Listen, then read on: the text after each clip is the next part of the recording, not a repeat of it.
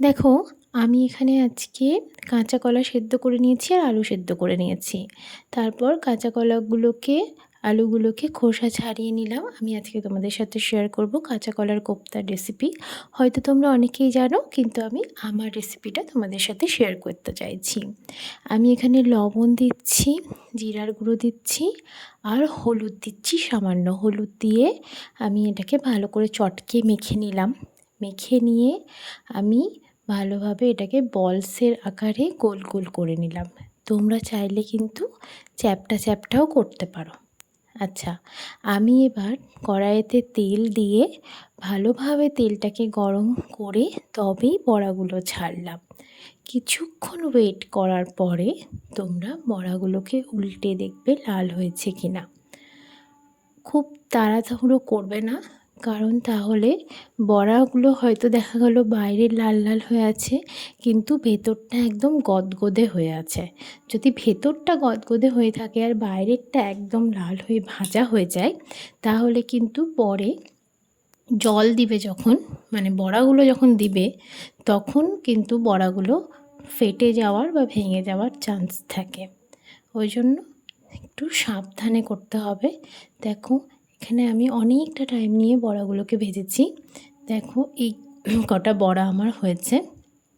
তারপরে আমি সেই তেলেতেই আলু ছিল যেটা কেটে রেখেছিলাম, আলুগুলোকে ভালোভাবে লাল লাল করে ভেজে নেব। হ্যাঁ, আলুগুলোকে ভালোভাবে লাল লাল করে ভেজে নেবে। আলুগুলো যাতে কাঁচা কাঁচা না থাকে। আবার একদম সেদ্ধ হয়ে গেলেও কিন্তু পরে আলুগুলো লেগে যাওয়ার চান্স থাকে। তো সাধারণত যেমনভাবে ভাজে ওরকমভাবেই তোমরা লাল লাল করে আলুগুলোকে ভেজে নিলে। একটু টাইম নিয়ে ভাজছো। দেখো, আলুগুলো কিন্তু লাল লাল হয়ে এসেছে। এরপর আমি আলুগুলোকে একটু নাড়াচাড়া করে আলুগুলোকে তুলে নিলাম। তারপরে আমরা কড়াইতে সেই তেলেই আমি কিছুটা জিরা ফোড়ন দিয়ে দিলাম।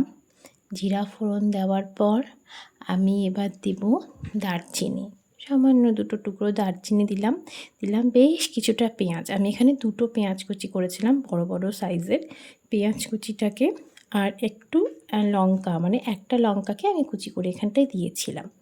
দিয়ে আমি এটাকে ভালোভাবে লাল লাল করে ভেজে নেব। লাল বলতে একদম লাল নয়, একটু বাদামি করে, যেমন পেঁয়াজ ভাজে আর কি, তোমরা জানো পেঁয়াজ ভাজে যেমন করে, তেমন একটু হালকা ব্রাউন হয়ে গেলে, পেঁয়াজ ভাজা হয়ে গেলে, তারপর আমি এর মধ্যে দিলাম হলুদ গুঁড়ো।